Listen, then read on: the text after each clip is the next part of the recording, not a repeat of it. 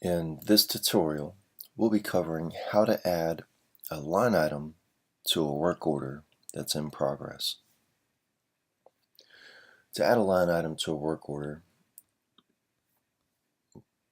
for demonstration purposes, I'm going to start from scratch and I'm going to assign a customer to this work order.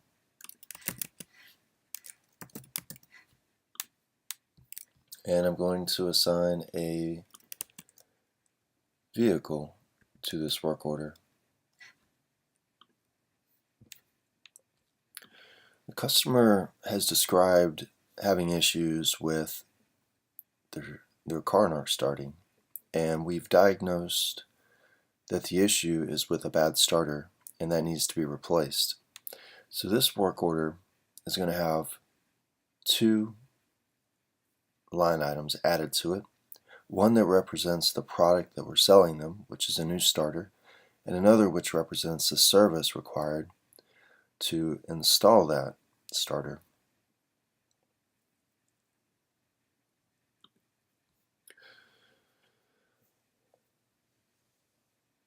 We're going to first enter the service and what we're charged for that.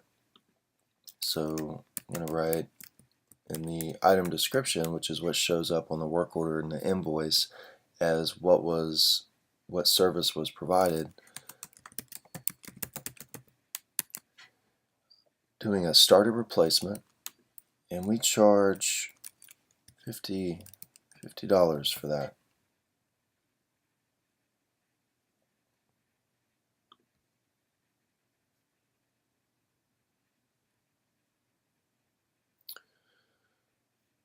This is not taxable, so we're going to take the taxable flag off, and this is a service, so we're going to select service. Now if we want to be able to use this, if we do this type of work frequently and we want to be able to use this and find it very quickly and auto-populate these fields for us, we can click Save Product here, so that next time on the next work order, if we know that we need to use this as a canned job, we can just type in starter replacement in this field, and once it pops up, we can select it and it'll auto-populate everything here so that we can very quickly move on to the next line item. So I'm going to go ahead and save this as a service that's not taxable, and we charge $50 for that.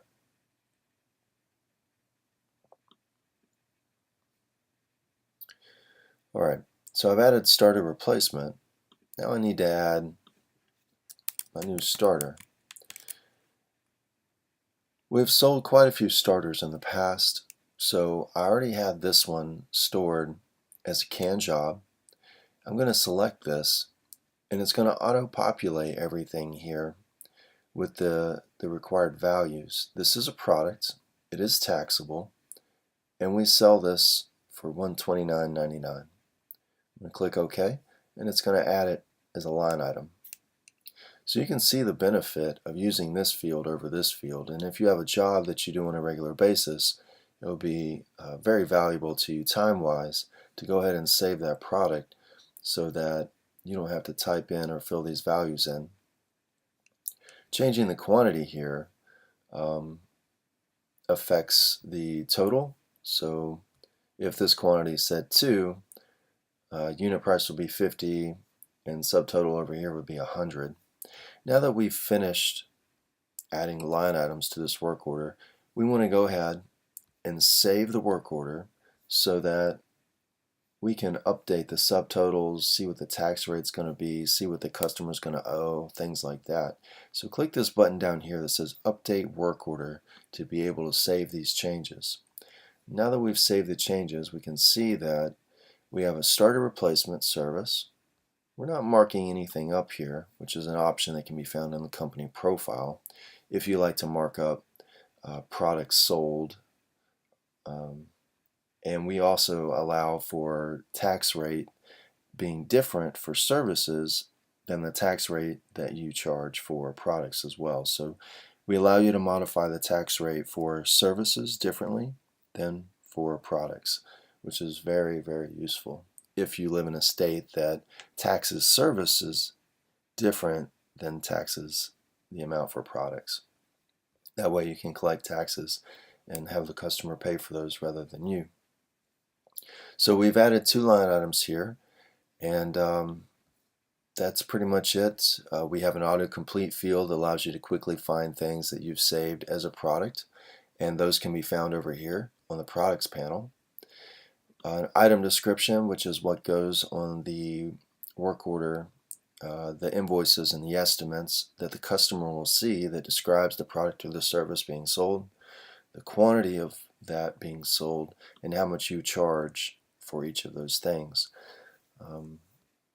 Products are anything that you would get from a parts store, 5 quarts of oil, a new starter, a new timing belt, things like that would be considered products.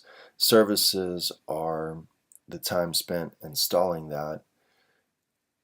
Anything that your mechanic would, any time investment your mechanic would make to do the labor associated with that. You could have a general labor field and mark that as a service and assign, okay, this is a half hour. I know I charge $100 an hour, so that would be $50 rate. And you can charge taxes for services as well as products. And this Save Product button here saves things to the products panel so that you can go and edit those things later or quickly find them in this field. That's pretty much it for how to add a new line item to a work order. If you're still having trouble with it, feel free to reach out to me directly. If we don't hear from you, we do not know that there is a problem. If there's an additional feature that you'd like added to this, please let us know. We're happy to take suggestions and implement those features. And thank you very much for using our software.